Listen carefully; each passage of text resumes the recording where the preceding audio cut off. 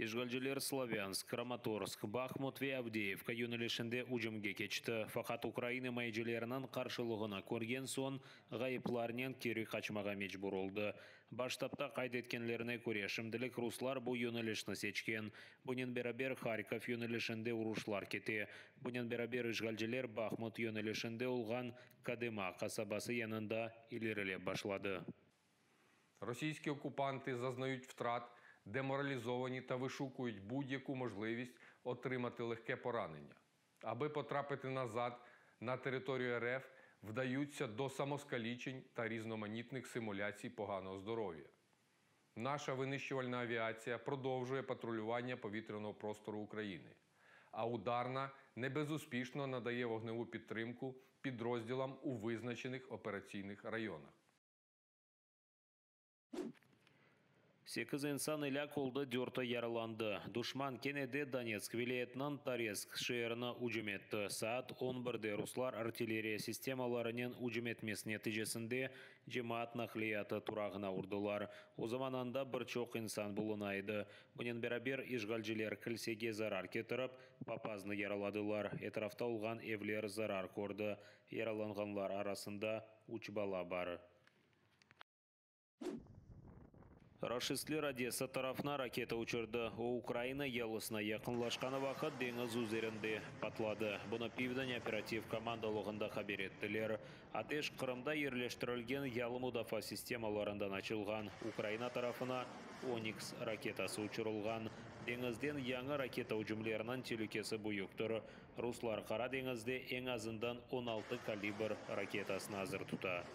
Наша лінія фронту проходить через море, а в Чорному морі, якраз в акваторії, відповідній частині південно-західної акваторії Чорного моря, знаходяться 2 ракетоносії.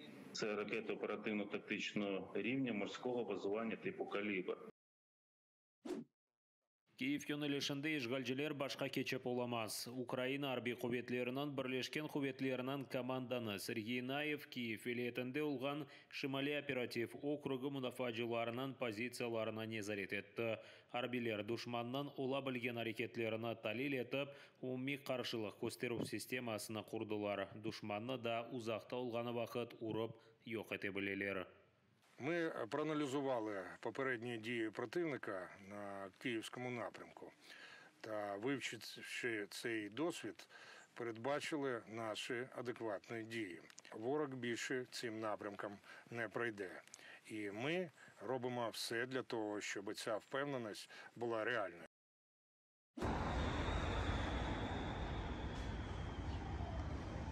Ахмеджет сезосында атышлар ve территориясына қойы тұтын қаплап алды. Bu вақияның шаатлары olgan insanlarını bu korkuttu. Atış sesleri işe şaşırttı. İşgalciler hakimiyeti bu vaqiyаны talimler keçirilmesinden anlattı. Так, горим.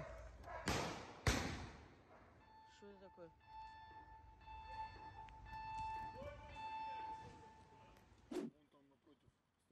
Işgal etilgen Kırımda aydaycılar arabalarından faşist timsalleri olgan Z ve V ariflerini alı başladı. Buna Kırım Tatar Resurs Merkezi haber etti. Fallerinin malumatına göre Kereç, Ahmedjet, Akhyar, Kezlev ve Kefede Z ve V timsallerinin arabalarının sayısı eksilgen. Lakin işgalciler hakimiyeti cemaat nakliyatına böyle faşist timsallerini yapıştırmaga mecbur etti. Kırım Tatar Resurs Merkezi aprel ayında işgal etilgen Kırımda Z faşizm tarafdarlarının kureşmek için informasyon kampanya başlatkan edi. Şimdilik Kırım Tatar Resurs Merkezi'nin bazasında insaniyetlikке karşı cinayetlerge kol tutup faşizm timsallerini yapıştırgan 1000'den ziyade maşina nomeri kaydetilgen. Yakın vakitte bu cedvellerini Kırım Prokuraturası, Milli Politsiya ve Tehlikeçilik hizmetine verecekler.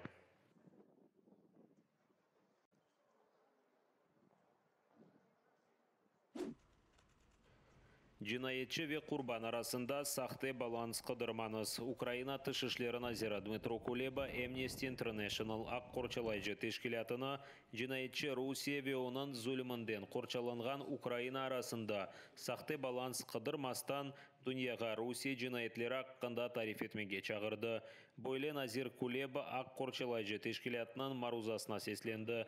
Ular öz maruzasında Rusya tecavüzüne karşılık göstergen Ukrayna arbelerini mektep, hastahane ve diğer binalarda bazalar teşkil etip silah saklamasından sebep sivil insanlarını tehlikeye uğratkanlarında tenkit etti. Kuleba kaydetkenine göre onu ve birçok Ukraynalılarını Amnesty International'ın maruzası açıklattı. O Ak Korçalaycı Teşkilatı'na uydurmalarla uğraşmamağa çağırdı. Давайте чітко домовимося про розуміння простих речей. Така поведінка Amnesty International – це не про пошук і донесення світові правди. Це про створення фальшивого балансу між злочинцем і жертвою. Між країною, яка сотнями і тисячами знищує цивільне населення, міста, території цілі, і країною, яка відчайдушно захищається, рятуючи свій народ, рятуючи континент від цієї навали. Займіться донесенням правди, системної, масштабної правди, про те, чим є сьогоднішня Росія. Зробіть це хоча б в ім'я жертв, цивільних жертв, громадян України, яких накрило російськими снарядами на зупинці громадського транспорту в місті Торецьк Донецької області сьогодні.